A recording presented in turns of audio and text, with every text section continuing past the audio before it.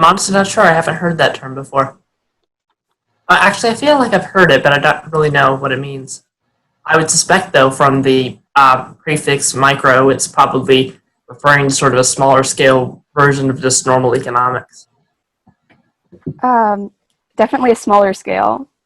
I think more individual consumption and production of goods, I think. Something like that.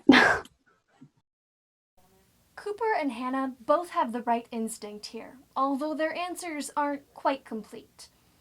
Microeconomics is the study of the individual units that make up the economy, while macroeconomics is the study of the overall workings of an economy. So, to use Hannah's example, microeconomics is about individual consumption and production.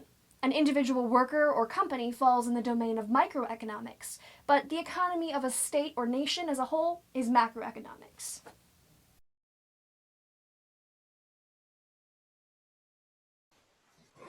A monopoly is a organization that specializes in a certain goods or a certain type of good that other organizations can't really take any significant part of the market selling that because, say, it's patented by that organization, the original organization, to where no other company can really make it and sell it.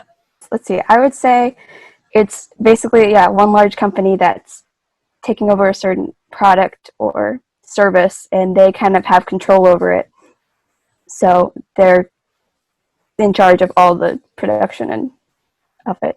That's what I'd say. Again, Cooper and Hannah both have the right instinct here.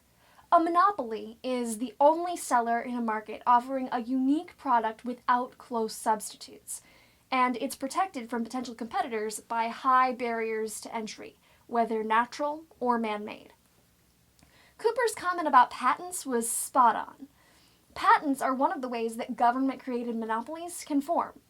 Monopolies can also be created by natural barriers, such as complete control of necessary resources or economies of scale.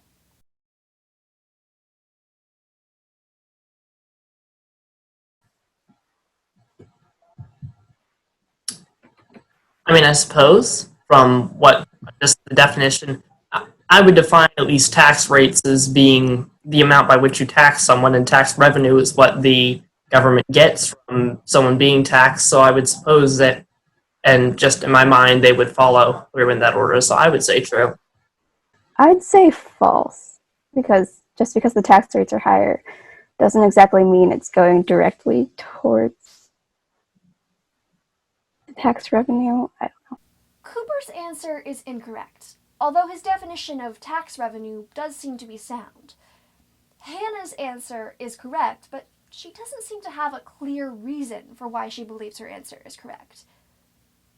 In theory, higher tax rates should lead to greater revenue, but the reality isn't nearly as clear cut.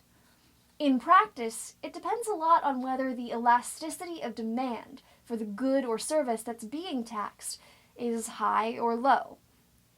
If the demand for the product is highly inelastic, like with phone service or cigarettes, then there will be very little deadweight loss, and consumers will keep buying the product even as the tax rates climb.